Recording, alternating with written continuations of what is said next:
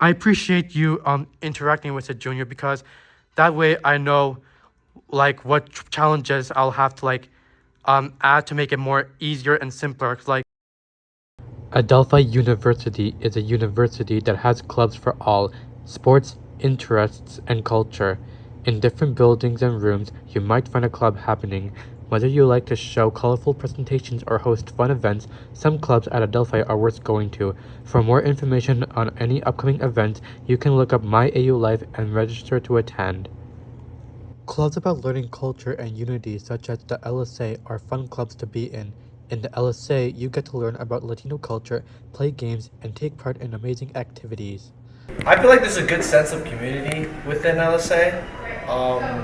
Like I said before, it's kind of like a welcoming environment and not like a place where you feel intimidated to go to. Like people are always friendly, and it's always good to have some type of activity or something to do with the club, so you don't feel like you're alone.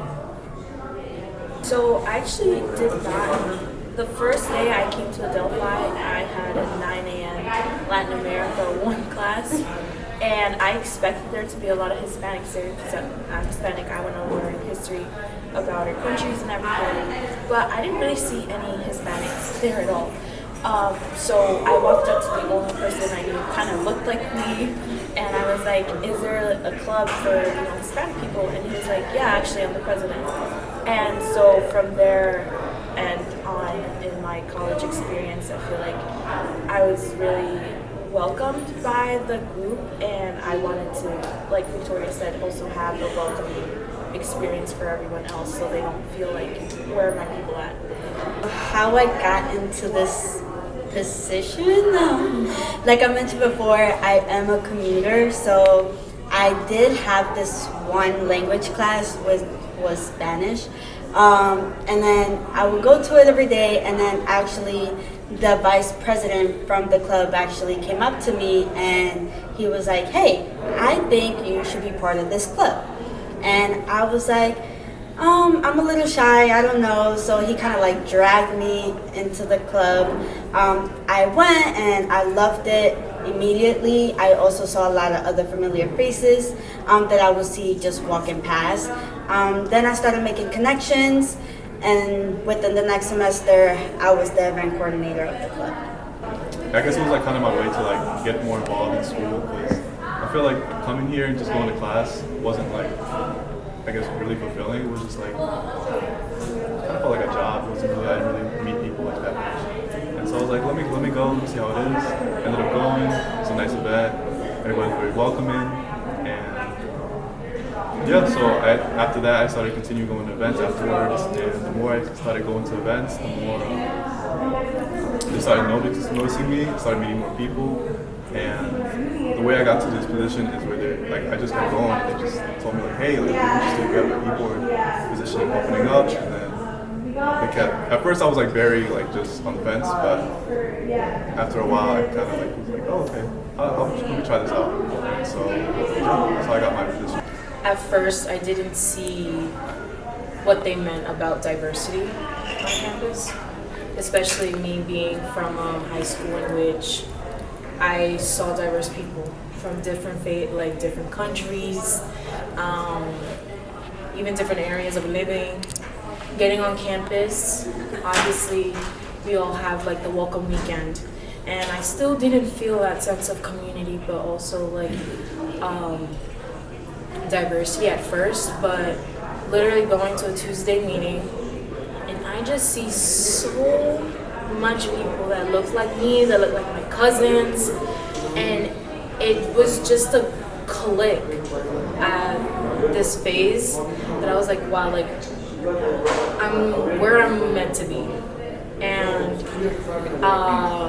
what had made me join to be in a position in the A was fostering that experience that I first felt when coming in as an incoming student here at Adelphi. It was continuing that fostering of community, that sense of diversity, but sense of belonging that sometimes we face individually, but also as a group. Knowing that different clubs, such as the Latino Student Association, can be aid and that building bridge from students all over. That necessarily you don't have to be Latino to be a part of LSA, but you're here with us and you are us. You know. So basically, it's just like you talking to other people on campus. It's really word of mouth, or we have different ways that we could also get people to join the club. So I would personally like tell my friends like, hey, we're having this event, you should come and just see what it's about, or like other people I come across. Also, I do post on my social media like all the events that are happening, so a lot of people can see. And then again, like it's an all-inclusive club, so you don't necessarily have to be Latino or Hispanic to be a part of it. So that's a really big way of like networking and trying to get people to come. Especially in the e-board, we hold multiple roles, so we're able to transcend not only in academia and like with our friends and socially, but also through our different organizations. So it reaches a wide spread of different people here on campus. What you can get out of some clubs like Artivism is a colorful and friendly experience, down to earth and taking on multiple forms of art.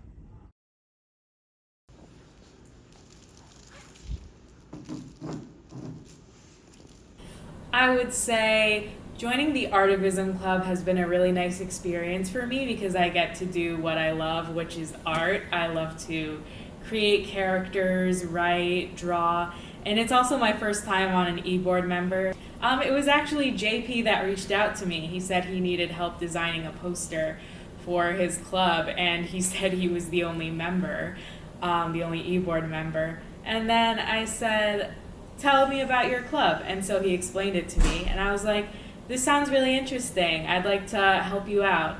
And so that's how I got on the e-board, and I mainly design posters, come up with ideas for the events and stuff. We do a lot of events where we look at different forms of art. Like yesterday, we did a collab with the Creative Writing Club where we looked at different forms of protest literature, like movies, songs, books. Any ideas for like that you or JP have for like the Artivism, like for its future?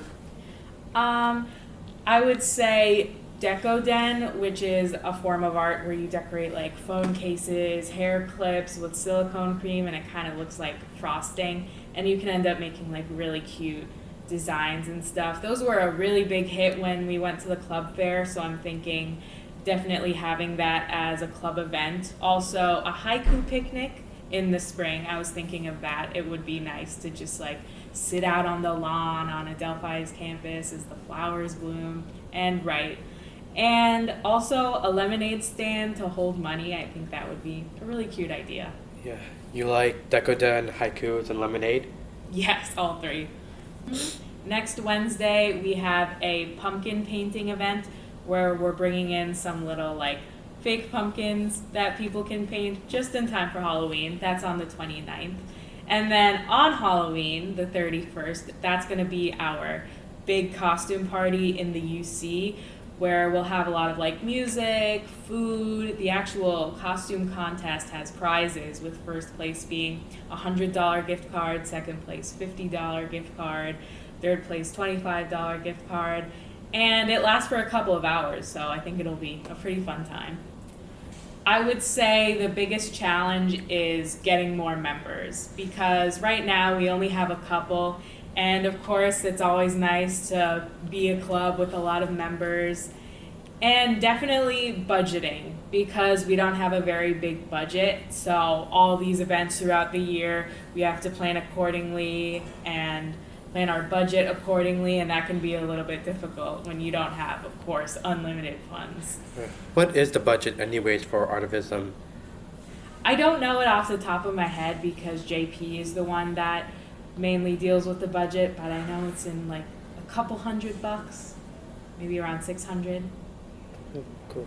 At our meetings, we remind people like, hey, we're still looking for e-board members, and I think highlighting the responsibilities of the e-board members would let people know like what to expect. I would say we've been trying to utilize our Instagram a lot more. We made an Instagram group chat. We're making posters in advance for the events and posting them on my AU Life. And I would hope that for our bigger events, we're able to get physical posters out and on the different buildings on campus. And we're looking for more e-board members, and I feel like having more e-board members would help us to expand the club and get other people's voices out there on like what events they would like to see.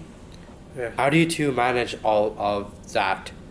It can be difficult since we're only 2 e-board members. We have like a full e-board responsibility split between the 2 of us, but we tend to do what we're good at. JP does a lot of the scheduling, the like ordering catering. I do a lot of the more artistic stuff, which like as I mentioned before, like designing the posters, coming up with the events, like the details, stuff like that. We'll get through it.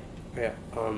So say you have a class that's happening the exact same time Artivism, like you're needed at Artivism. So that would be a challenge, right? Yeah, that would be a challenge. We try to at least make sure that one e-board member is at our events to make sure, you know, things run smoothly. And of course, what would the event be without the e-board? Or if another person is going to be late, just like one person to like hold down the fort. In your own words, what do you think?